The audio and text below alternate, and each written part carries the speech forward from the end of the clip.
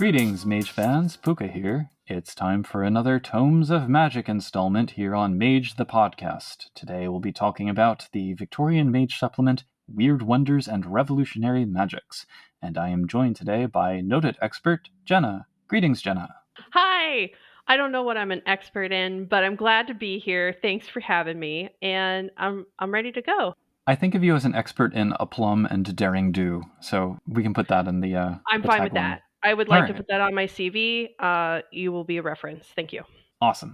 So yes, this is the other overflow book for Victorian Mage. We've already covered Bizarre Tales previously. And in this case, the back blurb says that the book contains, quote, a hoard of magical items, spells, wrought, and upheavals. Under that is another in-character quote, you're gonna need a lot more than just grit and determination if you want to overthrow the monarchy, my friend. I've got just the thing. I don't know why I'm doing that voice, but... Because it's the vibe. And Yeah. I one of my notes was that a lot of the intros for each section were written kind of like I felt like a Firefly character, which I really appreciated. I wanted like vibes and theme, and I got it through the little intros. I'm gonna have thoughts on that. So let's put a pin on that thought. But Pin on it. So this is followed by the suggestion that magi are separable into two groups: the well-equipped and the suffering. Which that's quite a dichotomy. I think there are things in between those two poles to explore. But as a result, this book is going to focus on how magical items combat perils and make Victorian life better. I would like there to also just be ones that are interesting. But lastly, the book will delve into revolutions of the age to give magi and luminaries exciting situations to meet head first. And I'm desperately curious which ones they've picked, while also thinking, are there other situations worth including? That's the blurb overall. Overall, I think it, again, like even before opening the cover here, it hammers the setting's theme of colonial oppression and how to overthrow it. This is the fourth book for Victorian Mage on which I'm doing a deep read, and I don't know how many more times they can maintain interest in that angle without elaboration. When I did the NPC book with Bryce, that had charitably a few more nuanced variations that were worth exploring, but it was an NPC book, so it's not like it got deeper than a few hooks in a character biography. My hope going into this one was that there would be enough meat on the bones that the items and wroughts and all can stand on their own if a table chooses to disentangle them from the very intentional framing of the setting. I will admit that hope was not very high. Before opening the book, did you have any thoughts, kind of overall impressions? This is my first Victorian Mage book. Yeah. I read significantly slower than all the other Mage the Podcast personalities. Oh, stop. So I was glad to be a part of the team. I do love a good Victorian era theme. I started off sometimes playing Call of Cthulhu that leans to it. I know we go 1920s, but Call of Cthulhu can go very Victorian and be very fun. So I was excited to delve into it. I'm going to have to say this. One of the first things I wrote was I love the page borders. Just editing my book and being in that kind of like we have to use the same format, we have to use the thing. It's very pretty. I like it. I'm continually disappointed that the templates are not available on the Storyteller's Vault. Exactly. Yes. Exactly. I'm waiting for these templates. I would like to do a quick little adventure as well. I know we got Seance in St. James Street, which I love the alliteration of the title. I didn't get to read through it, unfortunately. Check out the Mage the Podcast episode. Check out the Mage the Podcast episode. We got more than one. But I'm going to say, like, the fonts, the borders, the templates, beautiful. That was high. The game was high for the visuals. And it's all downhill from there. I would say some of the art is consistent. There's like a lot of different colors in each one. I forget the art term for it. But there is one on page 8, if anyone has bought this, that...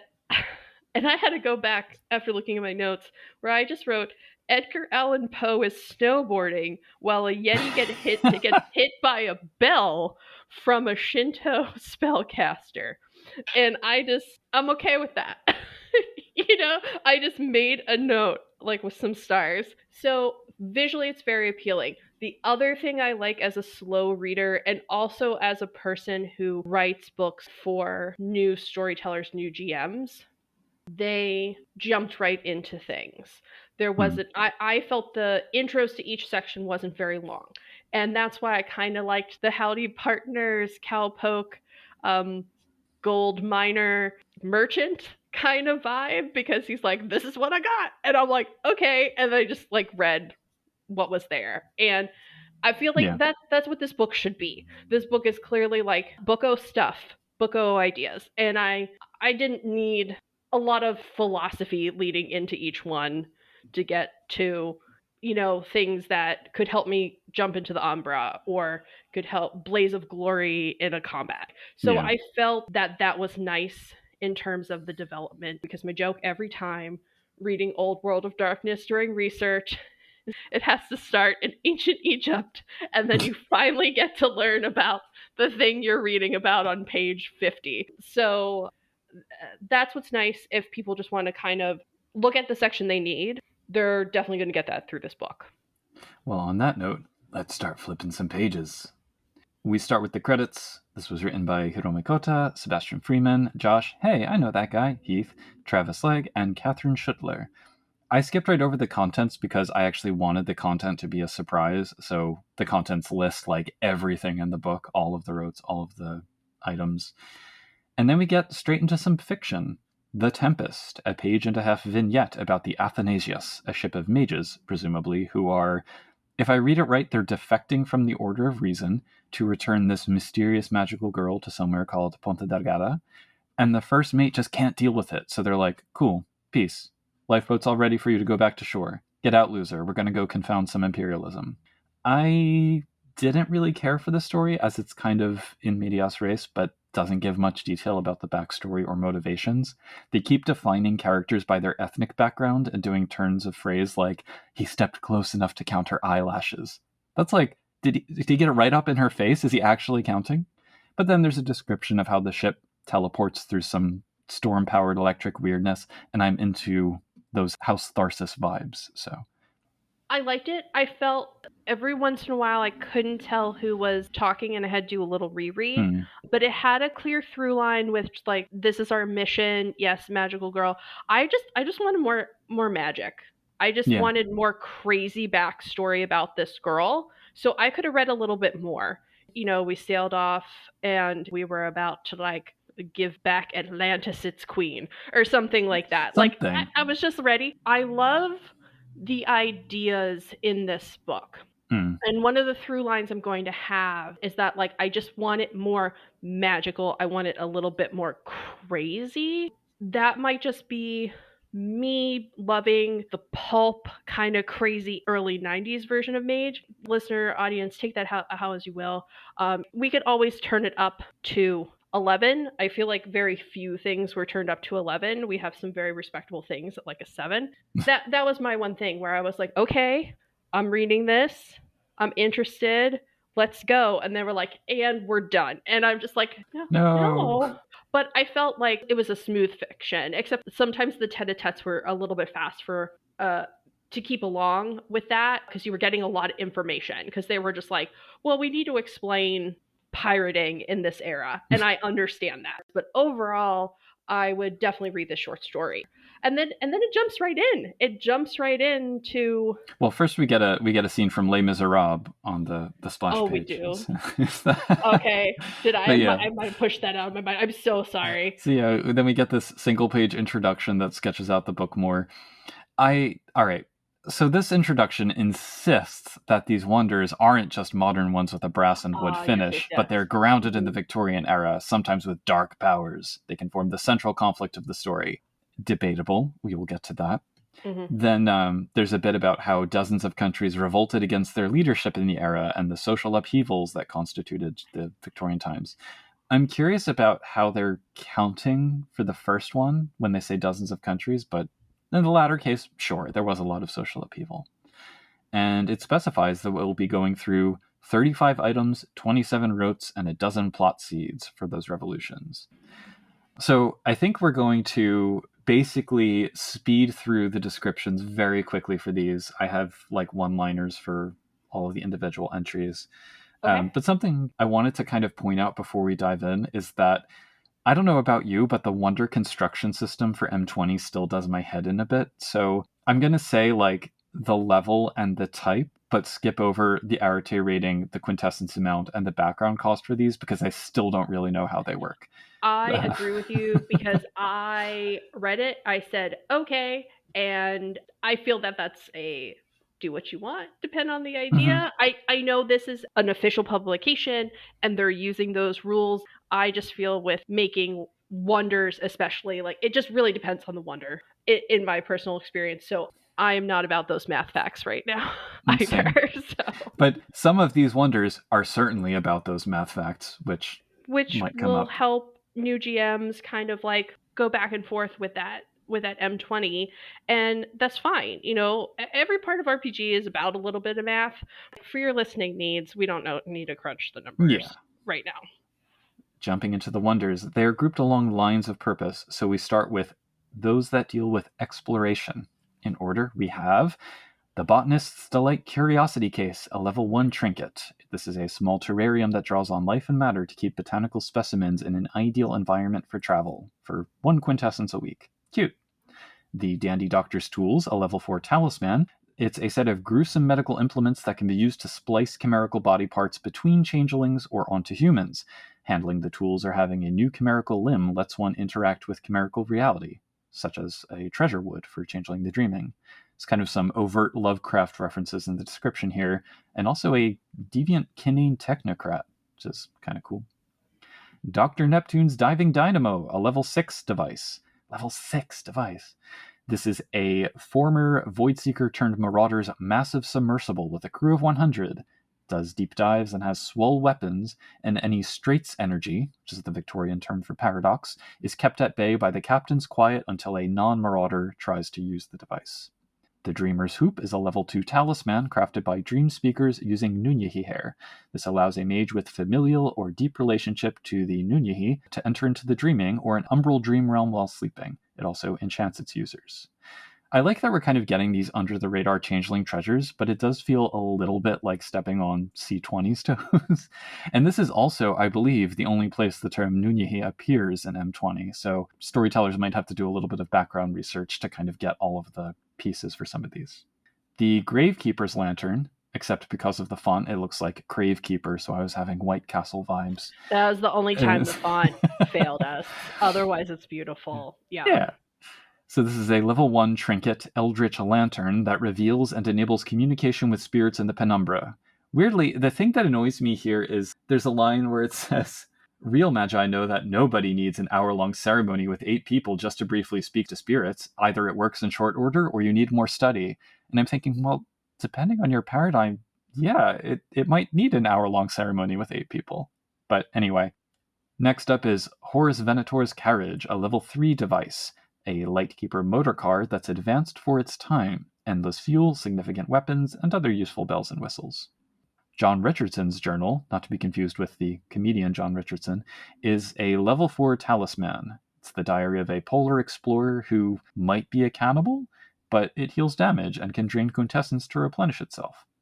The Necropants of Bishop Olaf are a level 4 talisman, my favorite so far because it gets into the deep Icelandic lore of these wealth-generating Shadowland traversing feather trousers. I am here for that. Then the Pundit Surveyor Kit, a level 1 device. This is enlightened survey equipment used by Indian spies in service of the Empire, identifying and charting awakened life and sources of quintessence. They mention that it draws on the Essentia sphere, and who's really going to remember that in Victorian Mage primal utility is called Essentia? I also think they're kind of just using it as a synonym for prime and quintessence here, which isn't quite accurate, but yeah. Next is Samuel Riley's Etheric Manifestation Tattoo Machine, a level 2 device. This binds spirits into ink so that they can materialize for a scene. Fun, but I don't really see why it's in the exploration bucket. And for a setting that's overall so down on technocrats, there's certainly a lot of devices so far. Last in this bucket is the Spirit Board of the Burned Over District, a level 5 talisman Ouija board created by a coven in western New York that has since disappeared. It can become a temporary powerful fetter that attracts and empowers ghosts, does other Shadowlandy things, we finally get some more robust seance game support here, and creates a desire for religious fulfillment / social reform that's ingrained in the region it came from. So that's a whole bunch of wonders. Any favorites that you might have in there? So I agree with you. I liked the ones with the crazy lore in the back. I was very interested in Dr. Dandy Doctor's tools. I wrote Lovecraft in my notes as well. I love a good crossover. Hmm. Okay, I'm gonna have changelings, werewolves, vampires in my game. So having those crossover ones in the book and giving enough background to be like, okay, I can casually mention this. It's cool and like inspire some, changeling crossover or whatever. 100% in my book. I agree with you. The Dreamer's Hoop out of all of them didn't have enough explanation for the casual readers. I have OCD, so I will look up anything on the wiki. Thank God we have a wonderful wiki in this community. But I felt like that one was a great idea. I just needed a little bit more wordage to kind of wrap my head around Yeah. the parts. Not the reasoning for it, not what it did, but like these kind of little Easter eggs that were put into it. And I feel the same is for Necropants of Bishop Olaf had mentioned what you do in the ritual, which was very intense. Yeah. And I was like, okay, this is kind of crazy. And I was waiting for like, who's Bishop Olaf? Yeah. I want more. I Googled him to see if it was a real thing. I couldn't really find it. They're all nice. Some of them cover. I feel like basic rotes that like if you don't have a party composition that covers everything, that these are nice thematically themed items for new GMs. We got to have Captain Nemo's Right. vessel. By any other name. Sometimes where it was like John Richardson journals, like for what it did, there was like maybe a little disconnect. I kind of wonder if some of these were actual characters that were from like playtesting Victorian Mage and have found their way into this book. I'm all about a name drop, but I want more background. Like I want Bishop Olaf statted. Like I'm just like, he should have been in the NPC book. Nut? Yeah. So that's what I like. I feel like the Victorian era is very much about name dropping. It's very much like, oh, didn't you hear this crazy story? Because there was like, if you didn't read it in the newspaper that day, and then there's a 50-50 chance of whether the story was real or not, kind of thing. That it's like the theme of everything made sense. I just feel sometimes we had a lot of lead up, like, oh, what's happening here? And then for what it actually did, I feel like some got hyped very well and some didn't. And I felt like the through lines maybe should have picked that up. And I like the ones where there is an implicit story that you can dive into, pun intended. The Submersible I really like because it has baked in story potential right there. I feel their claim for the intro, the back of the book, whatever, for plot hooks. They have some sections that clearly say, this is plot hook, do with it what you will. But I feel like you're right. Like you could go searching for the Dandy Doctor's tools. Like, well, what happened on this expedition with John Richardson? We got to go find out. That's not what weird NPC heard, like that kind of thing, which is chef's kiss. I love that. Fancy plant case, on the other hand. Like I feel like they were teaching tools. Like this is how it's this cute. works. It's Like you had mentioned before, Pook, we changed the names of spheres yet again. And that can get confusing. There's, also this rote is uncanny. This rote is elegant. This is the, like White Wolf loves to, just has a history of taking words, taking like core words and making them their own. And you have to capitalize them. It's an editing nightmare. And I think that's maybe why some more simpler artifacts came in. But I agree with you as a person who was like, had seen other stuff that was, again, turned up to 11. These ones that are 3 or 4 they're just a bit underwhelming. Yeah. Well, speaking of playing to a theme, the next up are the implements of violence, which are all violent. Starting with the Bells of Ben Jacob, a level 2 talisman. These are kinfolk-crafted bells that damage were creatures. And then we have another one in Burton's Razor, a level 4 fetish that is a blood-powered razor created by the Chakravanti to disrupt the entropic effect holding vampires in stasis. Translation, it does aggravated damage to vampires. I wonder, though, they reference Prince Mithras here. I'm like, how many non-vampire playing mage players are going to understand that at all? Like, deep cut lore maybe kind of skip. But anyway, then Doc's Problem Shooters, a level 2 device, guns that automatically reload and have strong Yosemite Sam vibes. The galvanic light splitter, another level 2 device. Again, who's going to remember that dimensional science is called cosmologia in Victorian Mage? But anyway, it's basically a lightkeeper lantern used by the capital L Lanterns faction that's used against a Nightfolk as both shield and weapon. But it's not a ward, and from the spheres, I don't see why it has to be versus Nightfolk, but okay. Next is the Forged Spectral Armor, a level 4 device. This suit of armor is kept by an Effendi, and it forcibly confines ghosts, effectively turning them into risen, or lets a mage who wears it mess up ghosts. The medieval backstory here would seem to violate the whole grounded in the Victorian era thing. Meh.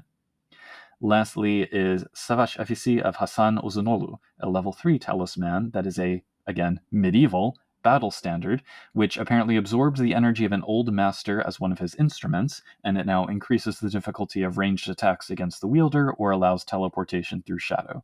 Neat. I will say up front, I didn't really care for any of these. So the Hasan Uzanglu one that I'm mispronouncing. Savaş Afisi of Hasan Ozanolu. Yes. I love the backstory about that.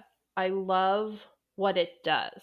But why is it here? Cinematically, no, it can be here. I don't care. It can be in that weird steampunk uncle's antique collection. That's fine. It's a flag. Yes. It's a flag, and you can jump through shadows. And if people see the flag and having it do the manipulation with dice roll makes sense. I just don't know how I would do that in a Victorian era. Like I just like implementing it. Like I like it, and that's where I feel like the disconnect happens sometimes between these like amazing stories and the actual item or the actual mechanic. And that was one where I was like, oh, that's cool. How do these two things go together? Because I just didn't have enough, I feel like, background for the shadow teleportation of it, I guess. Do you know, something that occurs to me just at this moment as you say that makes me wonder to what degree they expect players to run chronicles, which are almost like historical reenactment war stories. Because the thrust of it being towards revolutions and including, frankly, this is like a military wonder. Yeah, well, I'm condensing the dots a little bit more. I feel like it has a lot of add-ons to it that I still don't understand the shadow part. Like, it can happen. That's cool. I love all the ideas. I feel like a little bit of them were smushed with word count. The other thing is, like, we get Doc's problem shooters. We get another one of those, like, Doc is the American yeehaw mage. Why is yeehaw capitalized here too? I'm so confused by that. I put that in my notes, just yeehaw, and I'm just like, I can handle that. Yeah. I got confusing with the double use of the word lantern, one capitalized, one not, in the galvanic light splitter, because I, not having read the other books, didn't know that was a group. Yep. Quite frankly, I thought it was going to be a lightsaber, like a little Victorian lightsaber. Wow. And again, it kind of went into two different ways where it would be good, but like, when you're running a game, you want things to go smooth, and you want your person to have their cool shit, for lack of a better term. And you don't want to have to remember like 10 different things that this thing can do. And so that's kind of a push for my mind. I had to think about that one a lot. And, when you were like, oh, it's not a ward, it's this. And I'm like, it wasn't easy to implement mentally in my mind as well mechanically. So, but we did have some winners, like Doc's Problem Shooter, Burden's Razor covers another crossover. Want to know more about Burden? Another easy, throw that NPC in there somewhere. I didn't mind this section. I feel this section went a little bigger than some of the more kind of basic items of the first section, which I appreciated. Yeah. Well, next up we have the miscellany. So this is a very scattershot assortment, but we have Bungri's Talking Boomerang, a level 2 talisman that is property of the eponymous Aboriginal explorer, which allows everyone within 100 feet to understand each other, but by physically reshaping the sound using Mind 3 Forces 2? Okay. Also, it calms people's mood. I didn't really understand the sphere logic there, but sure. The Clairaudient Metronome, a level 2 device or talisman, depending on what kind of mage you are. This is a metronome you hear in your mind's ear. It allows for action coordination from a distance or covert coded communication. The Endless Notebook, a level 2 device or talisman. Correspondence 2 lets you keep 1 million pages, and Mind 1 lets you find any page by thinking about it. I would very much like one of these in my life. The Incense of Dreamless Sleep is a level 1 trinket that ensures a restful sleep and helps resist any effects that would cause otherwise. This one does make sense as being grounded in the era, and again, I need this in my life, though I do like the story hook that's mentioned here where some mages actually become dependent on it to sleep restfully. Next is John Dee's Grimoire, a level 5 grimoire. It's exactly what it sounds like. Although, deep cut lore notwithstanding, bonus points for mentioning his Tremere connection here. It provides a host of benefits, including a hefty discount on the Spirit Sphere, but it also seems to chalk up the founding of the British Empire to him. I thought we had moved past the whole supernaturals responsible for the horrors of humanity idea. Meh. Then another book, we have Manual of Physical Empowerment, a level 3 grimoire. This is an instruction manual for exercise. Honestly, I can't tell if it's worth it to get this wonder with the math here. I think it's good. I'm just going to quickly read the system that they lay out here, and I report you decide. By studying the manual for 3 weeks and performing the exercises contained within, the user may purchase 1 dot of stamina at half normal experience cost, 1 dot of martial arts at half normal cost, and or a sphere rank in life or forces up to rank 3 for 4 times sphere rating, or 3 times sphere rating if either is the mage's affinity sphere. A mage may use the manual for any of the 3 benefits once and gains no further benefit for future increases in those areas. I'm going to have to sit with that for a while, because I don't know. It's a lot of math. It is a for lot of math. Dots and dice game, and I feel like this is another example of the rules are clearly laid out, and this might be just a thematic tool to help with downtime leveling up, which if you have a new GM or you have new players and like they don't get it or they don't know what they want to do, and you can bring out a cool themed item. I mean, I guess so. I don't know if it's something I want to spend 3 background points on. Yeah, the math is mathing. Yeah. And I was like, also, like, do I want to spend the word count on this when I could have Edgar Allan Poe snowboard? Like, yes. That's the problem I have with it. I don't mind, like, a kooky, crazy book that is a theme here, but I just was kind of like, okay, this is a thing. It's a thinker. It's a thinker for sure. One that's not so much of a thinker is the next page. We have Natalie's Confident Nipple Piercings, a level 2 talisman. I've always found that people with nipple rings seem pretty self-confident, even without magic in said jewelry, but I dig that that's what it does. That being said, the way some of these wonders are written up leave ambiguity in the mechanics. So, like, these nipple rings grant willpower. Does it have to be distributed across rolls? Does it stack? Can you use it more than once in a scene, effectively granting yourself unlimited willpower? There are other questions like that on some of the other items, but it just kind of stood out to me here.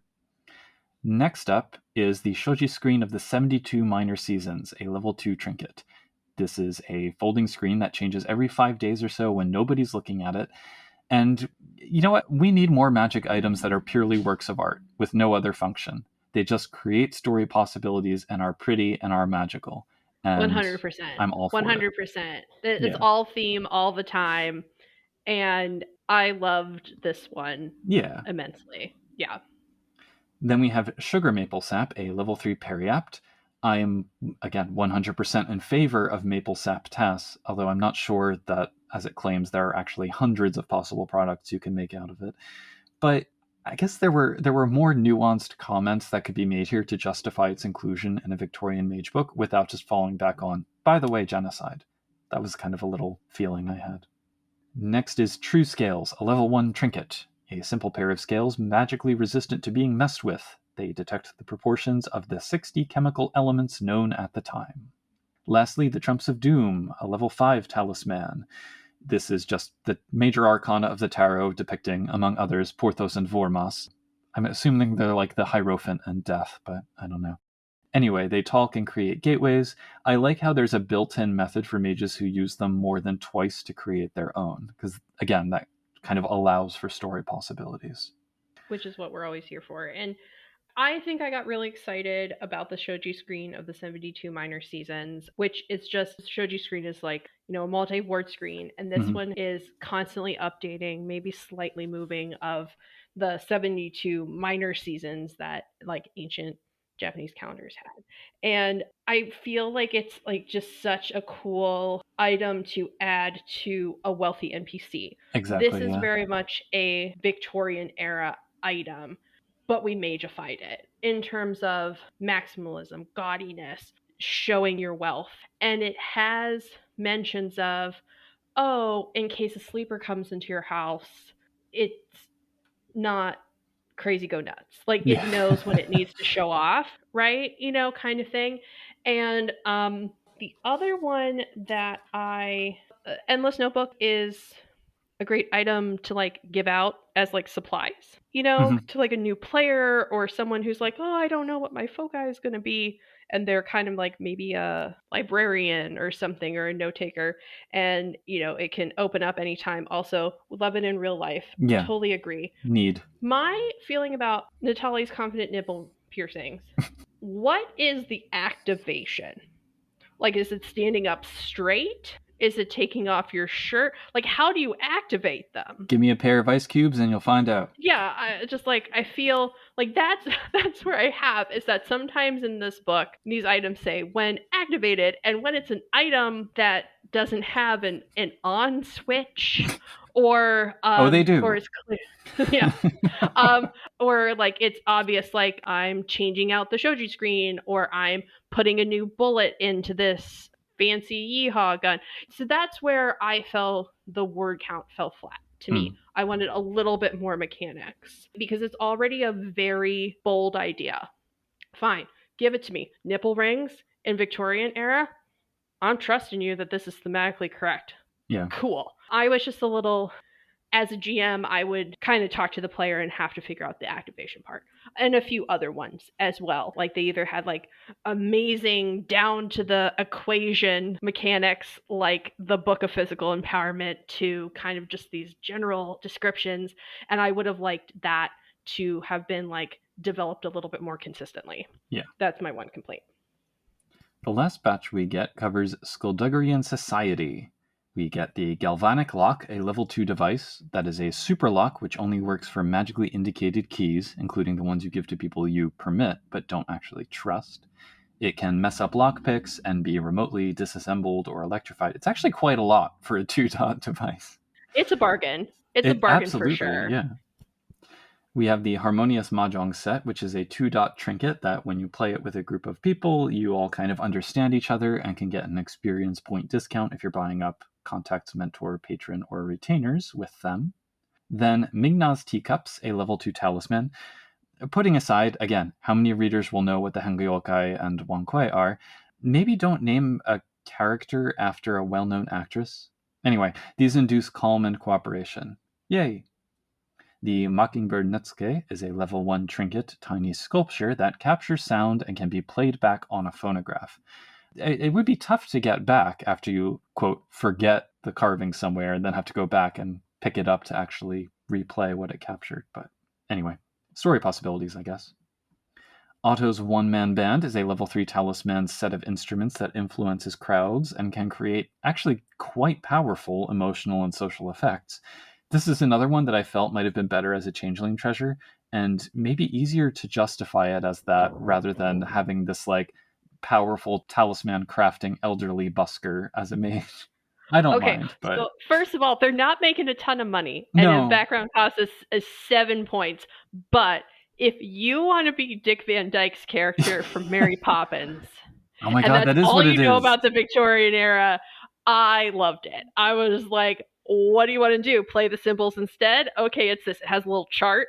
So like the captivation symbols. It won my heart over. But then again, Pooka still has not run a changeling game for me. So I don't know how changeling it is until that happens. So I'm gonna say I liked this one. I felt it was like a good crossover, and maybe he's playing it and you have a cool changeling moment game. There's enough items in this book to go through the Umbra or like the King's Roads or whatever, that why not bring the one band guy with you? Why not bring the loudest thing possible? I am all for it. The last two that we get here are the Spring Heels, a level 2 device or talisman that give you enhanced jumping, and Ziegler's Zero-Sided Dice, a level 1 charm. These are loaded dice that help extended gambling actions and build up entropy vibes, and you can then crush the dice to debuff someone's soak roll. I feel like just using regular dice as an entropy instrument could allow this, but they're cute. That one was the one that I noted. For me, it feels a little bit unfinished because for me, it says, isn't crushing dice difficult? Like, and how do you make more? Yeah, unclear. That was definitely one I wanted more. I'm like, okay, tell me more. Yeah. My only problem with Mignaw's teacups, they couldn't frenzy while holding the cup. And I feel like, if you're having a long conversation, you're not holding the teacup the entire time. So I might change it for my game. Like, the tea that's in it will stop a frenzy for a scene. Oh, I like that. Just so people, can learn about werewolves or vampires and frenzying things. That's, once the tea has been activated in these cups, the cups is the activation, not touching the cups kind of thing. Yeah. As the steam wafts from the cup or something, it kind of creates this tableau of tranquility with frenzy bubbling under the surface. Yeah, and I feel like they've imbibed stuff. If we know about like microplastics now, I feel like Magick would wipe off the same way. So my other thing is the Harmonious Mahjong set, really good for like a social diplomat or even a social huckster, where it's like, let's have this friendly game of gambling and see what's going on. Not every player is super social, and they just want things to happen. So it's a nice device to montage a scene. Narrative device. Pardon me. Device with a lowercase d. Excuse me. It's so hard to tell sometimes. You can't hear the capitalization in my voice. What can I say? I think this was like one of my more favorite sections. Maybe they weren't all bangers, but I could take each one of them and be like, yeah, if I have a scene like this, I could integrate it into my game like this, etc., etc., etc. Overall, I thought like the wonders, the entire chapter, like it was a mixed bag for me. Some of them have really interesting magic worked into them. Some of them have really interesting story seeds, but I don't think many of them truly had both. What I did appreciate is that a lot of these are things you could envision popping up in a very everyday, dare I say, street level context. And for all of its temporal concerns, Victorian Mage doesn't actually get into that as much as it could. Like, it talks in broad strokes about social and cultural movements and the structure of empire and separating truth from fiction and everything. But it feels kind of difficult to just envision, like, a scene taking place on a street in the setting, made Mage. So it's easy enough to resolve that. I mean, just crib something from Dickens and drop in one of these wonders. And it also, these were not all perfectly contextualized by the era. So nice claim, book. But yeah, overall, I mean, fine.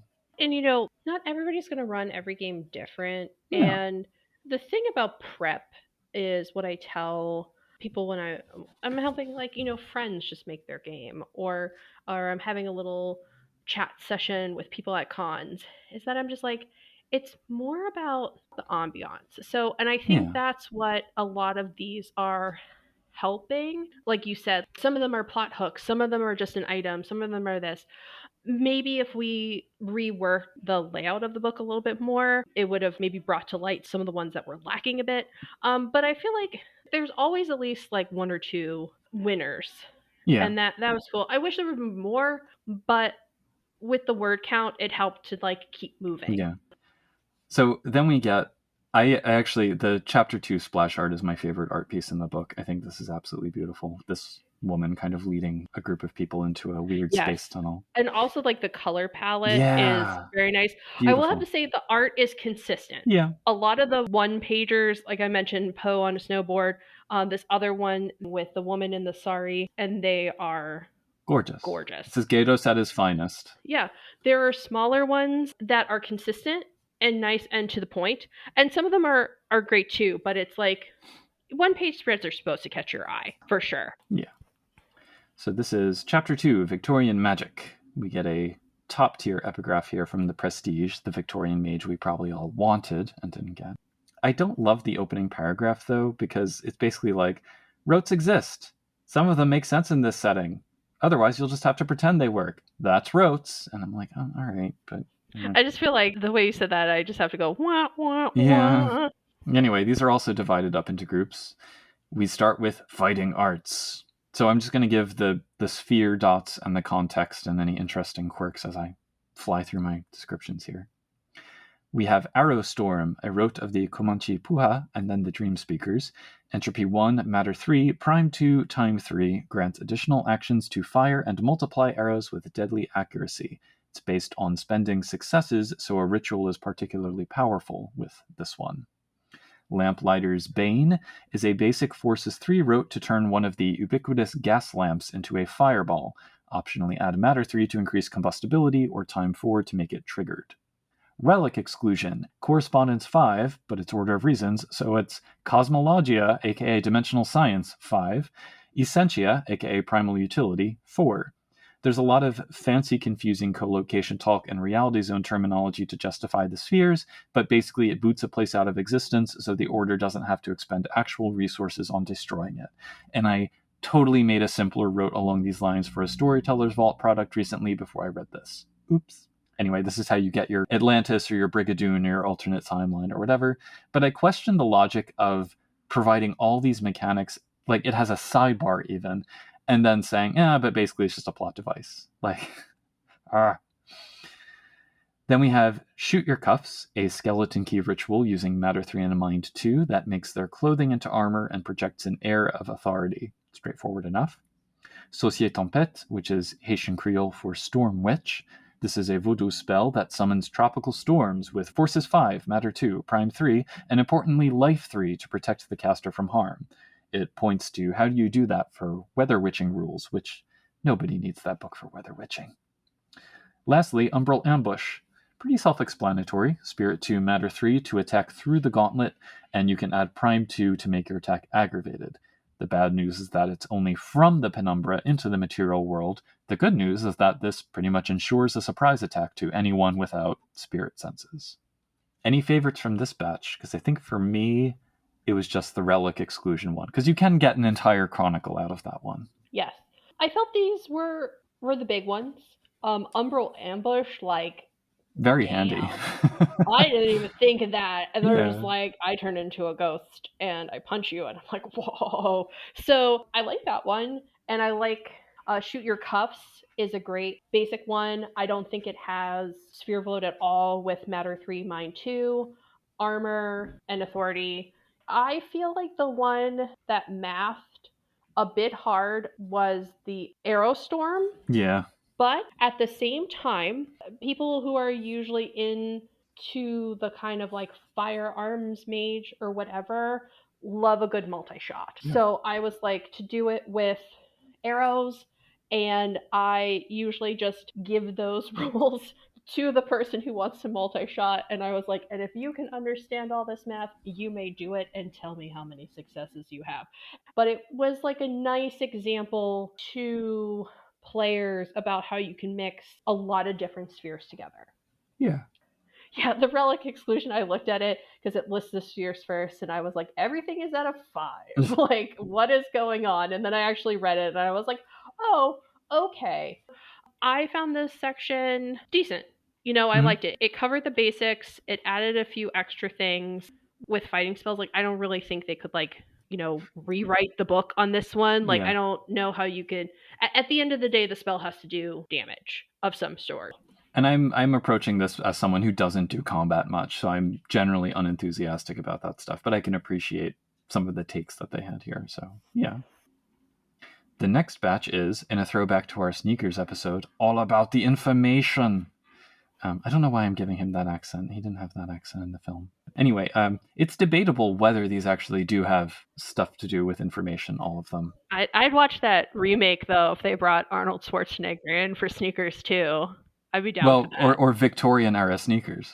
So we have Alienist's Assurances, a skeleton key effect using Mind 3 to edit memories, and it's just the Men in Black Neuralizer. That's all it is. The Archivist's Blessing, a nifty little combo of Correspondence 2, Entropy 2, Mind 1 to read an entire archive simultaneously, reducing research roll difficulties. Add Mind 3 if you need to translate stuff. Borrowed Bounty. There are a lot of words for this one, but the gist is use matter 3, 4, or 5 as necessary, paired with prime 4 or 5, end time 4, to create temporary wonders and deflect paradox from so-called impossible items. The framing is very centered around imperialist refusal to believe that other cultures were capable of their achievements, so I'm left unsure if the impossibility aspect here is meant to be sarcastic or like an actual item denied by consensus. Not quite sure. Then we get Bountiful Architecture, a great work, which we haven't seen many of. This is an extended city planning rote from the pre-colonial Americas using Entropy 3, Forces 4, Life 3, Prime 4. It bumps up crop growth, manages rainfall, improves nutrients in soil, moves quintessence around, etc. Dead Drop creates a sort of warded secret location for hiding and retrieving stuff. I'm not exactly clear on how the spheres are set up here because it's like Correspondence 2, Matter 2, and then a second step, which is Correspondence 3, Matter 3 to retrieve it. Some also add Spirit 3. Anyway, apparently it's a common Victorian era spy rote. Sure. Enhanced Calibration is another common rote, despite being mostly associated with the Order of Reason's luminaries. Entropy 3, Matter 2 or 3, and Mind 1 shores up one's mundane tools, potentially making them supernaturally precise, and also Time 1 to know when they're due for a tune-up. I do like how it has, you can avoid them being damaged if you botch a roll using them. Nice touch. Next is Exhaust the Wormwood. Give someone hallucinogens laced with Mind 3 to poke their subconscious, Entropy 1 and Time 2 to poke their memories. Make illusions out of these. There are a number of rotes like this one where you're encouraged to make it a ritual and divide successes among many of the magic tables. So this is like illusions to do whatever, and you kind of have to go do the work of seeing like how many different ways you can split that idea. Next is Making the Mark. This one's for the Carnival Mages. Entropy 2, Mind 2, Time 2 to find the perfect subject in a crowd along whatever criteria, while seeming to pick them at random. And lastly, The Other End of the Yarn, a verbena divination rote where you throw a ball of yarn and then describe the person you seek as you wind it back up, bolstered by Correspondence 3. You can find where they are but not communicate with them. Add Entropy 1 or Life 1 to refine the connection, Mind 2 to find a person feeling or thinking something specific, and Time 2 to glimpse their future or past. All of this feels really complicated. Out of all of those, the Bountiful Architecture was the one that I liked because complex urban planning magic reminds me of Terry. So, any faves? Any faves? Okay, so I think I don't mind the Dead Drop one, even though it has a couple different parts. I feel like it gives like clear enough guidelines on things that it'll add to the vibes. I think the one I have the biggest not problem with, but fear bloat is Making the Mark, where it's like finding the perfect mark and making it seem casual. I feel like that's a level 1 effect of mind. Like, I don't Right. know, like a 2 in everything. Yeah, it's level 1 plus an ability roll. Yeah, so I just felt like where the fighting ones I felt were a good example of mixing spheres and getting what you need done in a combat and showcasing that, you know, you just don't have to have all forces all the time, you Right. know, kind of thing. These ones were, like I said, sphere bloat for what they were doing. And like, oh, if you fail a research roll, just what spheres do you have to help this? Like, Archivist Blessing wasn't super impressive to me, and I can see where it comes in. Maybe they wrote them on a theme and then they were put in each section. Yeah. Oh, Yeah. I don't think they started with the buckets. I think they were after the fact for sure. So, alienist assurances, a mind 3 effect to alter the subject's memory. Is it there just to put a level cap on something? Like, okay, this is something that someone's going to think of in your game, more than likely. This is a level 3, so that they know, oh, I have, you know, this is what I'm going for with spheres. So this section was the least fun for me. Oh. I feel like this one is where it comes in, where it's kind of like, I don't need a special rote for this. But, you know, then I kind of backtrack and I go, maybe this is someone's first game. So I'm not like dunking on all of them. I just felt they were all self-evident. Self-evident, a little bit too easy. Like, I didn't feel like they needed to be put in all this box for like the outcome. I wanted, if we're going to go through all these steps, let's have something crazy happen, like the dead drop or the bountiful architecture. Next up, we get some ever-handy self-defense rotes. These include Antidotum, a common rote that neutralizes toxic substances, of which there are many floating around in this era. Life 2, Matter 2 will easily do this trick. Blaze of Glory is a last stand rote to take out as many enemies with you as you can, using Correspondence 2, Entropy 4, Forces 3, Prime 2 to 4, and Time 4, all of which creates a hanging effect that triggers when you're attacked and keeps triggering at your foe until you run out of quintessence. Optionally add life 2 or 3 if you actually want to heal the damage you're dealing out and survive. Seems a little excessive, but why not go big? Then Fight the Future. We have a really grandiloquent opening passage about combat mages before we just get a straightforward Forces 2, Life 2, Time 2, make yourself harder to hit rote. It's funny that it doesn't actually say attacks against the mage, so I wonder if it actually hits them too? But anyway. Hell's Coming With Me, basically the same thing, except it covers any hostile action. Uses Entropy 3 and Mind 2 through the vector of a threat or curse that causes fear. Add Time 4 to allow it to become a shareable meme. I wrote in my notes, I hate this, and we're going to come back to the use of that term in a bit, that can spread to the target's allies. Next is Impossible Escape. Simple Life 3, Matter 3 rote to loosen bonds or repel other material patterns from the mage's own, boosting acrobatics and athletics, and escapology as secondary ability. I'm here for the stage magic, and I wish the setting had accommodated it more before this book. The penultimate is March of the Immortals, another common rote. Very few of these are actually grounded for like a specific group within the setting, it seems. Anyway, this one turns your voice into a shield using Forces 2, and you can add Soak Dice with Life 3. And lastly, the Morbs, a simple curse based on the negative emotion of one kind or another. Project it with Mind 2 and use Entropy 3 to spin it into actual bad luck. And this is actually a phrase that was current in the time, so I enjoy that that's used here. It's a curse. Like, yeah. It's a hex. And so, like, the first time I read it, I was like, oh, is this just like depression? Like, what is this? Yeah. And I was not vibing with it. And then I read it again and I was like, oh, this is how to do a hex. Like, I could see this cinematically in a game where you have like an NPC like feeling the feels, for lack of it, feeling the morbs, the sads. And so I really had to like kind of look at it, see what was happening, because the system for it is as long as the description. And I think that's where I kind of got a little lost. Yeah. You keep talking about escapology. I keep talking about one-man bands. If someone wants to run a Victorian Mage, Pook will play a version of Harry Houdini, and I will be Dick Van Dyke. But you see, this is I like street-level mage, and if you transpose that into this setting, that's what you get. And I'm like, cool, let's play that up. Let's do that. More seances, more stage magic. Street performance guilds, hucksters, charlatans, chimney sweeping, and one-man banning. Contact us at magethepodcast@gmail.com if you're willing to run that game. Thank you. I would even run that game if people signed up to play it, but I'm not going to commit myself to that until I know I have time in the future. So, the last batch that we get here are the, as they rightly point out, very useful transportation routes, because this is an era where things are getting global, but the tech is still pretty, slow. So we have God's Roads. This allows a mage to lead a group through the penumbra by using Life 3 for the people, Matter 2 for their stuff, or 3 if they've got large vehicles, Spirit 4 to run the gauntlet, and Prime 1 with a whole bunch of quintessence to consecrate them all, and many successes. Then you follow up with Correspondence 1, Prime 1, Spirit 1 to actually navigate.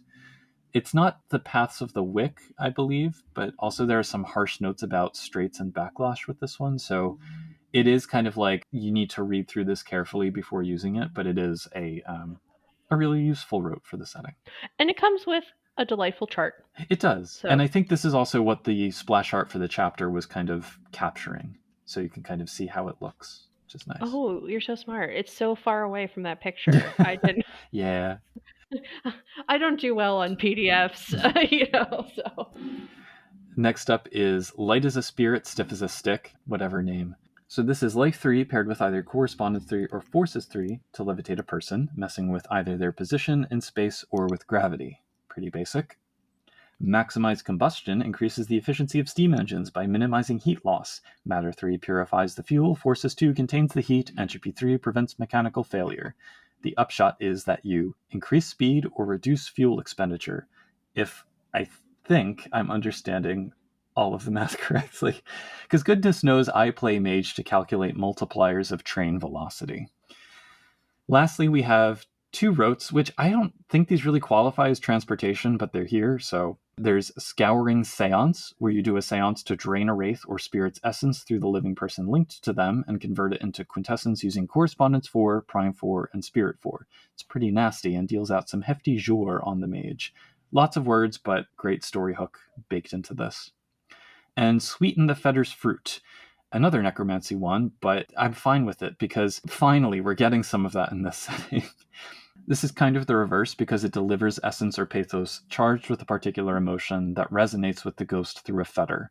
Alternatively, the mage can poison this fetter's fruit to enrage the spirit and empower their attacks. Either way, it's Entropy 3, Mind 2, Prime 4, Spirit 3 to make it happen. So I like those last 2. And those are the roads. I feel like the prime on Sweeten the Fretter's Fruit might be a little high, in my opinion. That's like a quintessence conversion. Is that a basic Maybe. Prime 4 thing? I can't remember. Prime is like, I don't use it a lot, and so I have a harder time dealing with the lines there.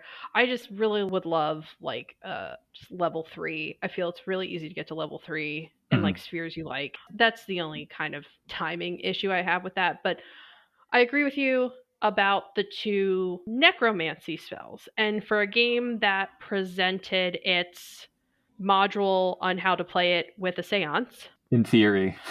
In name only, if nothing else. Okay.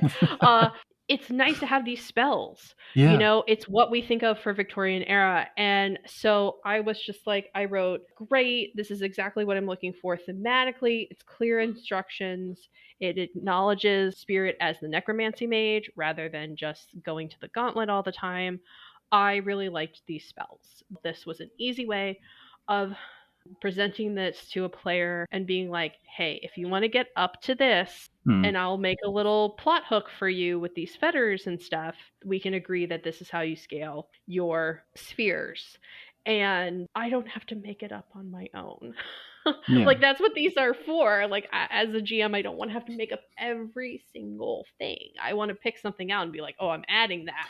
Well, to that point, though, I like, because you pointed to the sphere bloat on 1 or 2 of these. And I mean, sometimes it is bloated, sometimes it's not, which is typical of M20 stuff. I think overall, like looking at this chapter as a whole, it felt uneven to me because generally what I want, I think the sphere side is important, but what's even more so for me is I want a rote to show me an interesting and specific corner of the setting, not just give a Victorian Mage coat of paint on some kind of standard effect and then a lot of justification to connect them to spheres that don't necessarily make sense to me. So it can tell me you need these dots, and I can look at that, and as a veteran player, I can say, I'm not sure that's actually correct, but the justification for it just gets lost in, alternately with this, a ton of system stuff or a ton of background narrative. And then it's kind of the categorizations, I mean, those broke down along the way. So the result of all of that is I just didn't find myself getting excited about a lot of these. I had a lot more moments of, heh, or, okay, than I did, oh, wow, or what? So, like, it was hard to be enthusiastic about most of them. I think the ones that I highlighted as favorites are the ones that, you know, rose to the level of more than meh for me. Agree. And a lot of my notes were, hey, this gives clear guidance for mage, leyline, and gauntlet travel. That was God's roads, you know, kind of thing. And because as a person who, like I said, is talking about prep a lot with friends, family, other gamers, etc., it stops the prep for some things. Like, did I need the mechanical combustion one? No. I just would have been like, do you want to make this train go faster? Roll forces. Okay, it goes faster. You know, that kind of thing. I feel like the biggest problem I have with this book is all of them were given the same word count, but not all of them were equal in needing that. Right. Like I'm looping back to, okay, that's great. Cut a paragraph out of this one. Give me the background on Burton. Give me the background on St. Olaf. Give me the background on Captain Nemo Marauder. You know, that kind of thing. I think they tried to balance things through word count, and I don't think that was what was needed. Agreed. You know, there's this thing of trying to make it sound like multiple writers sounding the same. So there was that, but I was just like, I would have went back and been like, hey, this is great. Can we cut this? Would have went back to other writers and been like, you may have 400 more words. Go. And maybe there was a time crunch and they couldn't do that. I don't think so. Okay. Given how long it took this book to come out, I refuse to believe there was a time crunch. I am like so bad with like knowing when Kickstarters happen and stuff like that. Like I years, always Jenna. Years. Yeah. I don't know. It's not like there's not any gems in here, but there's a few more meh than all gems kind of thing. Yeah. So as we open up chapter 3, we get some art on page 40, and it's there. I don't know how to feel about this piece. I'm just going to let that be there and move on. I have to say, though, they're crushing it with these opening epigraphs because they have Ursula K. Le Guin here. Like, awesome.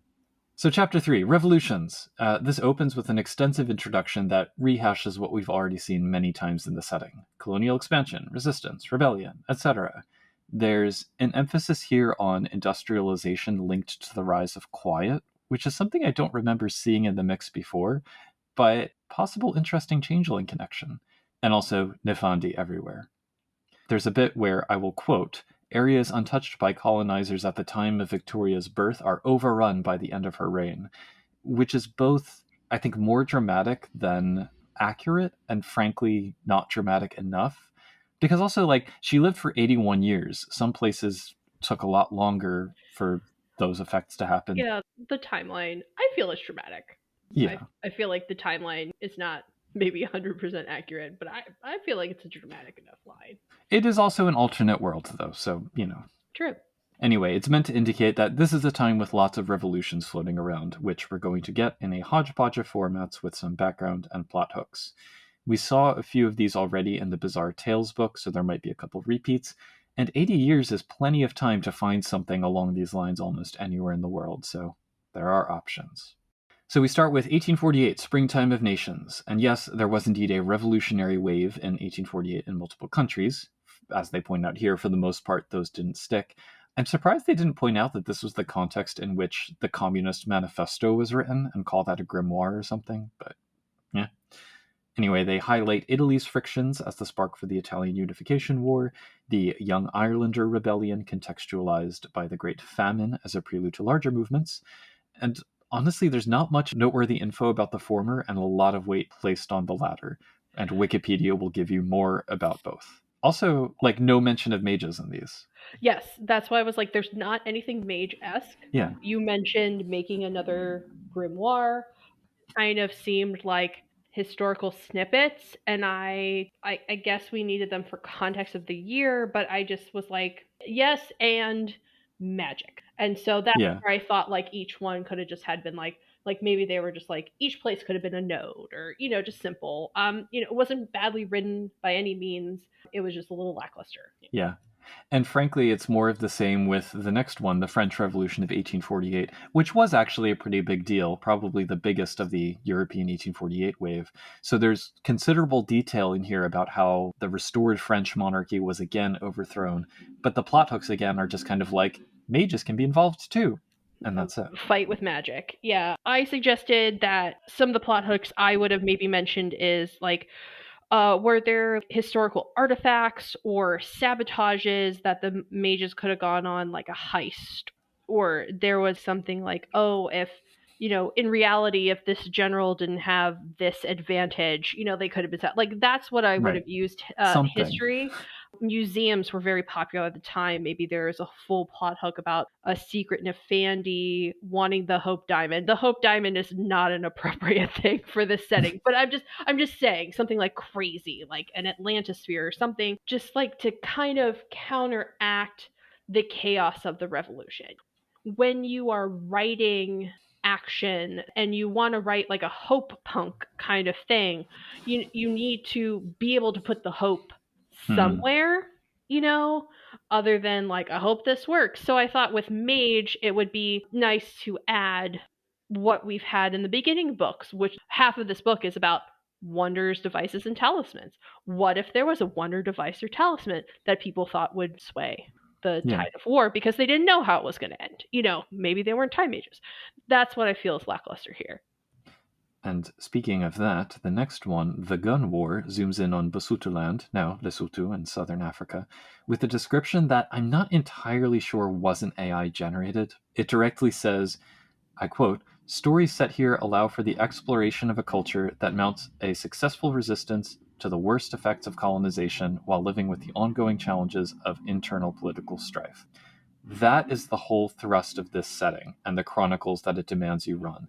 But at least here, they offer two suggestions for how mages might be directly involved. One, they can magically help out in mountain skirmishes, or two, they can observe the political intrigue. Okay, maybe the second one isn't actually magey at all, but yeah. My problem was the inconsistency of, in the section before, there was like, Wallachia is Romania now. Like, they put that little side note. I had to read this. I was like, okay, this is an interesting revolution. I like this. Like I said, they said the political intrigue about it later. I had to Google where this was. I did. See, I'm a geography nerd, so. I'm a geography nerd too. I know Lesotho's flag, but I was just like, they kept referring to it as its Victorian times name. And I didn't know this about its history. I was like, oh, damn, like, that's really cool. But I was like, I hated breaking from the moment of reading about this and starting to have the wheels turn of how I would magify it and having to Wikipedia. Like, that was the kind of thing. I wish there was a little bit of consistency there. But again, it's just like, how does it mage? Other than just playing war games. Yeah. What do these leaders want besides political power? Political battle. Self-determination. The political battle they had. Is there a deeper dive that maybe should be like the culture of these tribes? Like, I just feel it's history in a mage book. Along similar lines, the next up is the Mexican-American War, for which the book explicitly says the order of reason tends to be on the American side and traditions on the Mexican/indigenous side. Teasing out plot hooks from the, shall we say, extensive background here, where basically every sentence indexes the atrocities in this situation, we get the Taos Revolt, a brief uprising and brutal suppression in New Mexico against the war backdrop. Mages, primarily Celestial Chorus and Dream Speakers, might join in, and there are rising pre-Civil War tensions back east that kind of are associated with it. Again, is it mage? Because they mentioned a location a lot, a simple, this became a node, just from the fervor of each side doing things. There was a couple things undefined. And I know, I was like, does not define wigs. I had to look that up. I just had to make sure like what they were doing, where it was going, took me out of the flow again. Yeah. And I just always say, when you're writing, not everyone is from your country or the country you're writing about. Not everybody had the same schooling background. And so I like to have the least amount of doing my own research in a section that is dropping a lot of stuff. And then I still have to look things up. I understand that all these big things are happening at the same time, but I still need to put it in the context of the book. And that's where it's lacking. It's lacking the mage. To your point about that, about like, I guess, writing to the audience in terms of information that they might have. So the next one, The War of the Rebellion, is just straight up US Civil War and Reconstruction stuff. And given all of the ideological purity in these pages, I'm a bit surprised that they used war between the states twice. Like, I know that's more palatable than some of the other ways that people refer to that conflict that are out there, but that to me conveys a pretty clear ideological stance when people use that. So I was surprised to see that in the mix for this one. And again, the plot hooks here, I mean, it's Civil War Reconstruction, and the mage side is just, maybe mages form unexpected alliances in the war or hunt down a KKK group. I'm like, does that even count as a plot hook? Like, some more detail would be nice. Also, the use of the nonsensical term Victorian America is amusing to me. I agree. It didn't have a lot of the classical terms that an American would use for this, and the plot hooks Yeah, were such as they a are. bit basic. You Yeah, know, there's like a lot of stats in here, and then a lot of the plot hooks were like post the war. yeah. Though it was the Enforcement Act of 1871 after everything. Like, we're not doing anything with like Lincoln and John Wilkes Booth or like Battle of Gettysburg. Which, frankly, I'm not interested in, so I don't mind that it's not there. But yeah, I mean, the point Yeah, stands. I just, I feel like I just don't know how these mage. I don't know how the plot hooks really mage, other than like we're mages, we're here, we're doing stuff. And for a time, that's like Right. an era in American history that is so definitive. Not to kind of look up strange lore on the battlefield, or I mean Gettysburg hosts ghost tour, just I feel like we could connect some stuff. Like we have so many like devices and rotes and wonders. We have again these nodes created from these wars, these crossovers. Yeah. To be clear, there are some connections to the other book. I remember one set of story seeds that was all about like battlefield ghosts that you have to fight in the Bizarre Tales. I mean, maybe they kind of thought, well, we already kind of covered those aspects. But even pointing to it directly was an option, if that's the case. We have mentioned enough other books in this game, like, okay, refer to M20 in this game, core, refer to how would you do that, that if you had some plot hooks for the Civil War era in other, why wouldn't you promote your other Yeah, line? that's going to come up again in a minute, but Okay, so let's do it. before we get to that one though, so next Sure. is struggles in Central America, and similarly applying that to the Victorian period doesn't make that much sense in context, but anyway. Here we get extensive description about the Mexican independence movement and then the breakaway of the other Central American nations. Any mage involvement is kind of loosely described in broad conceptual and moral or philosophical terms and nothing concrete. I haven't done a comparison of these with like the history and gazetteer chapter in the core Victorian Mage book, but I suspect a lot of this is mostly the same information with the same hammering of the one theme, which, as you point out, you could go to Wikipedia and basically draw the same conclusions. I see what they're doing. They're trying to take it from all parts of the world. Sure. And that's what I would have done too with a book layout like this. And I learned some stuff. I did not know about this particular succession and how the different words work. So it was like it was interesting, but I was just like, again, with the information provided to me, even I was not like plot hooks were not coming off the top of my head. Yeah, I mean, the most you can get out of this is like the Celestial Chorus particularly cares about what's going on. Like, that's it. So, Yeah, and you can see that, and then like I said, the point of these supplement books is to make it easier on the GM. So I would have been like, okay, this is interesting. Yeah, I needed a little bit more wordage on this because a lot of things are happening. And then the plot hook was like, well, do this. And I'm like, well, write me something up. Give me a couple paragraphs. Tell me about like maybe a specific battle that was like in a jungle that had some lore about it. That's like the weird lore is yeah. missing. And I know we keep mentioning this, and I apologize to those in Radioland. But like I would use this as a primer for where I want to be in the world, and then I would still have to work a lot for prep for Right. mage. So, in stark contrast to all of the ones we've seen before in this chapter, we then get the Meiji Restoration in Japan. This section is perfect, in my opinion. It gives extensive background on mages in Japan contextualized by the history. The subsections go in depth about diviners, Shinto and Buddhism, and the Shizuku Rebellion, respectively, which was kind of a last push by the samurai class to cling to power. Each has a plot hook that gives details specifically connecting to mage concerns. It's also by far the longest write-up, but I would have rather had fewer entries that had this level of detail and nuance, because this, I think, is like, yes, that's what I was looking for in this chapter.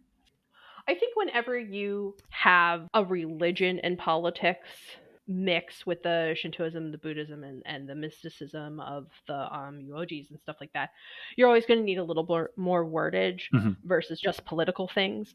And they had to think. I mean, it was presented to in this era, they used magic users in our world, and that was an easy jumping off point for this write-up.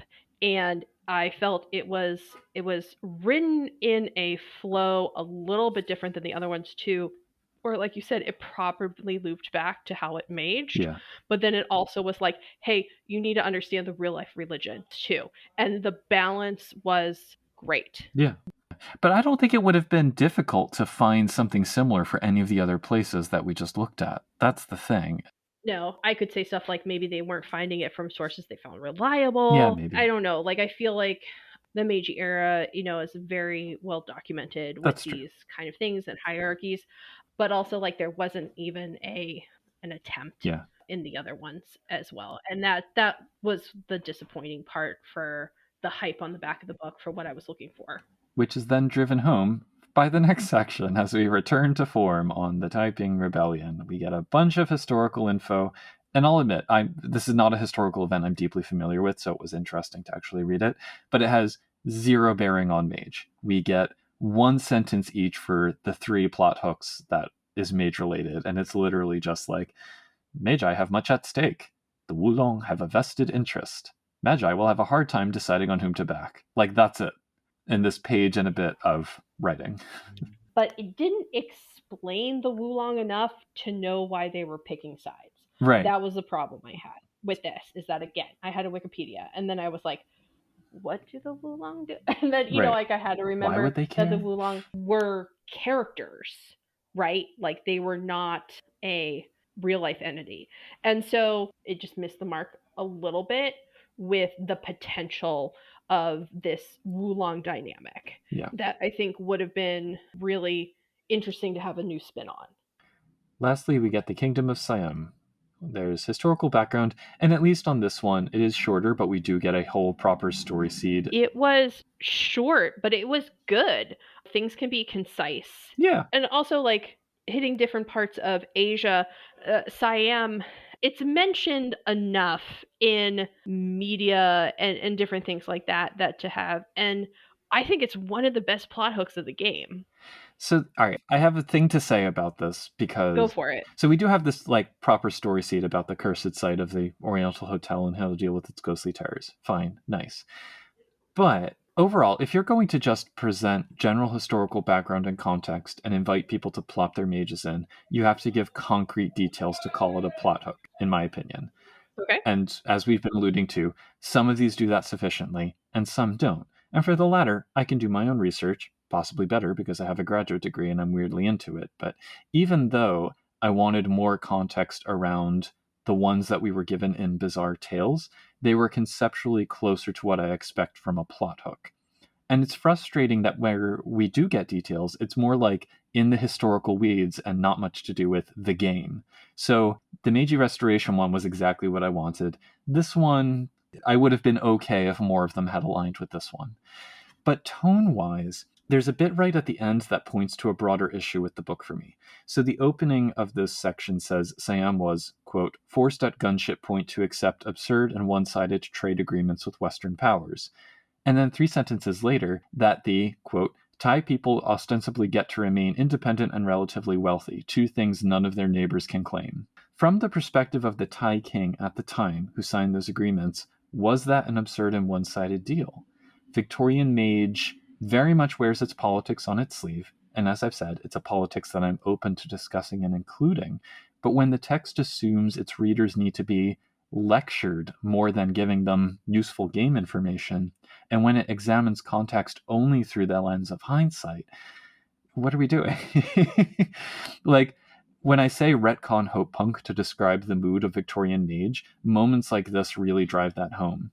And as a side note, glossing over the note that they put here that 1/3 of the population was enslaved by the absolutist monarchy, and then being like, well, they took their time to carefully end it because they saw how America botched it.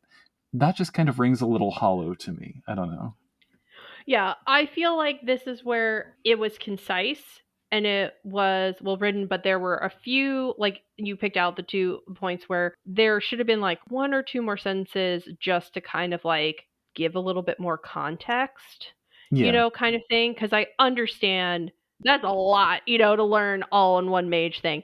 Yeah, and what I agree with you, was it tonally concise? Not really, but it presented a nice flow to go from Japan to China to Siam in that context, especially since there's so much good. They picked ghost lore in particular with Yeah. this one. I'm just excited that it led somewhere, like led into a plot hook. You know Yeah. what I'm saying? Like that's where it was like, here's these story beats. And it has some really good descriptors for the ghosts. Is it the Meiji Restoration write up? No. Is it the next best one? I think yes. I can agree with that. Yeah. Okay. And that's it. I mean, it ends very abruptly. It does. It does. There's not a lot of fluff in between sections, Yeah. which is kind of what I appreciated. Because, like, how much intro do you need for, like, rotes? Oh, Like, just give me the rotes. I like fluff. But my overall feelings on this book, there are a few cool wonders that suit the atmosphere I'm after, and maybe a few others that suit the style of others. There's some cool rotes that are ditto for both. I feel basically equipped to hit the right balance of historical consideration and Meiji business with the Meiji Restoration write-up and maybe the Siam write-up. And there are some truly lovely moments of writing throughout. But as with the other Victorian Mage books, the number of words spent on preaching to the choir, and by now it's got to only be the choir who's left reading, overall it gets in the way of directly useful content, which is kind of a shame because there's so much potential here for great games. And I can say once again, this is it. This is the last Mage book, for this sitting at least. And it really does compel me to get back to work on my homebrew ideas to flesh out other corners of this setting and to trust tables to, on their own, be able to get to the historical implications along social, political, and cultural lines. I'm sure I've said this before. I wish these books trusted readers enough to more consistently leave room for complexity in the stories they tell, more than just, oh, mages will have a hard time deciding which side they're on. You can have nuance while still getting people on the same page with your preferred perspective, but you guide them rather than lecture them. And doing that, I think, would allow for more space to flesh out useful mechanical details or story hooks or whatever. But anyway, that's my takeaway from this final tilt at the setting. My takeaway from this book is that it might be good for newer GMs and newer players. And if you're really interested and you want the whole idea, yeah, download this book. If you are a person who is okay with creating your own wonders or devices or whatever, I don't really know if you need this. If you don't know where to start in the Victorian era, the revolutionary write-ups is an interesting place to start. Like I said, they're clear and concise. But if you don't know how to magify them yourself, then I would say that this is a dud. Like if you don't know how to magify certain things, then this isn't going to help you. No. It's going to put the era in context. When we're coming from gaming lines, I'm going to throw the example out again, Call of Cthulhu, where if they put a supplement out, there's like minutia charts and all this stuff and descriptions and whatever, and there's not really like a tone problem where like it's kind of talking down to you sometimes. Kind of, That sometimes. I feel like sometimes the authors forget that I don't feel like a lot of high schoolers are playing Mage. And I could be wrong, but I feel like Mage is like, it's maybe not like your first system that you learned on. And I don't think you need to be like handheld as much with Yeah. tone. And that's where I felt this book, if you don't have the money to buy this book, then I would say save your pennies for something else. I would opine that most mage players are probably intellectually curious and self-driven enough to kind of do a lot of the legwork themselves when they need to, for like, Yeah. the historical context or whatever Mhm. else. And what we as a community need more of, I would say, are like story skeletons to latch onto and reasonable mechanics to make things happen. for lack of a better term, Marie Kondo, this did not spark joy for me. Agreed. I guess I kind of was just waiting for it to do more, and I got like a high with like the way the Meiji Restoration era was written. But then after that, it kind of just like boop ended, and it's one of those ones where it's nice to complete a collection. Maybe I need to read the other Victorian Mage books for like a contest. You have mentioned this Bizarre Stories or something. What Bizarre was that one? Tales. Yeah. Bizarre Tales. Maybe I was hoping that this was Bizarre Tales and was not. I'm going to let you know now. Bizarre Tales is not that much more. Well, Okay. Wah, wah, wah. Yeah.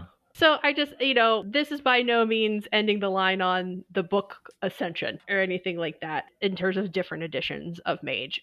So it is what it is. It could have been worse. Yeah, I was just like, the editing quality is there, the writing quality is there. It's just more like context and tone and knowing the audience and knowing what they need. And I need more Mage. And this said it was a Mage book, and I didn't think it Mage enough. Mhm. So. Well, thank you nevertheless for enduring it with me. I didn't hate it enough to never use anything from it, but I feel like I am still nevertheless compelled to go do my own thing more. And No, I just, like I said, Yeah. a lot of the things I want from this book are like what's not there. Those characters we talked about, Mhm. the backgrounds of the items and who's there and stuff like that. And I like those. I feel that was like pure creative energy. Clearly we have to go homebrew this. Yeah. Add it to the list. Add it to the list. Anybody who wrote those devices that involve the characters we talked about through this wants to send me the backstory that you had in your brain, I would love to read it. Like, quite frankly, like, let's get a little all the characters, not the historical figures, like we don't need all those, Right, but yeah. like the characters from the Wonders, Devices, and Talisman. Let's start a little Storyteller's Vault project. I'd love to read it and edit it and create with you. Thus endeth Tomes of Magic, Weird Wonders, and Revolutionary Magicks. And thank you, Jenna, for taking part in this exercise. Thank you for inviting me. Thanks for everybody who's listening. I know I'm usually not on the podcast all the time. I really appreciate the Mage the podcast community embracing me Huzzah! as a sometimes host. And Pooka can corroborate that Moon-based Distress Call that was offered to the executive mages is going to be a book. I should have said, do you have announcements? And that's, shill your book. I found a way to work it in. Words are on the page, and I have just, speaking of memes, if you see the meme where the person's confused and there's all like the math floating around in them, that's me, but it's like making sure I'm putting every like quantifier and classifier and like turn to page here and turn to page this, because the layout's going to be a little bit different for a module, and really just help GMs be like, oh, my players did this, turn to page 4. Oh, my players did this instead, turn to page 7. And so that's stressing my brain, and I'm not writing as fast as I thought I was going to. We look forward to its release and having you back to discuss it once it's out. Thank you. All right. And in the meantime, Mage hard, Ascension strong. This has been Mage the Podcast, where no wonder is weirder than the fact that we keep finding more things to talk about long after we thought we were done, a possible sign of the involvement of Threatenal or Vormas Grand Harvester of Souls to keep us going. And we find few Magicks as revolutionary as the efforts of our executive producers, who have lent their support through our Patreon at www.patreon.com/magethepodcast, which we welcome all to join. Inspired by the shoji screen discussed in this episode, we'd like to offer special thanks to the oracles of the following Japanese ko, or micro-seasons.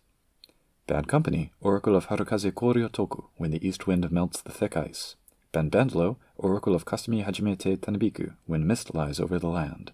Buck Gregory, Oracle of Kaminari Sunowachi Koe Hasu, in which thunder rumbles far away. Christopher Phillips, Oracle of Mimizu Izuru, worms wriggling to the surface. Derek Semsik, Oracle of Kusaretaru Kusuhotaru Tanaru, marked by fireflies flying out from moist grass.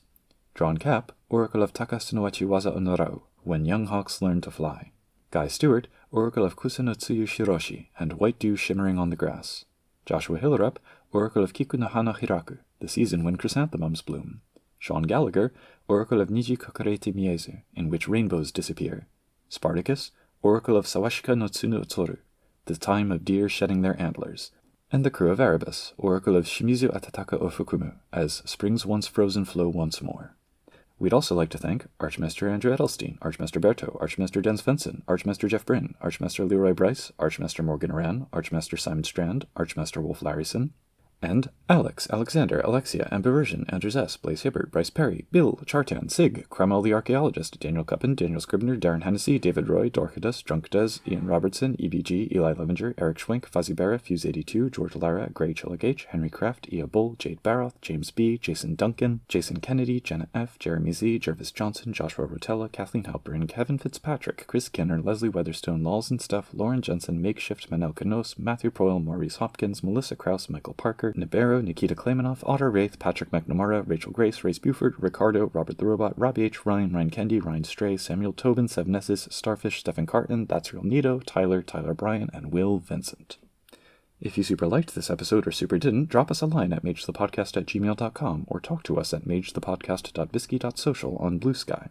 We have a help in Discord community at discord.me/magethepodcast. If you like us, please give us a review on the platform of your choosing, or tell a friend about us. Also go to magethepodcast.com for show notes and all of our previous shows, for the road is long and ascension awaits.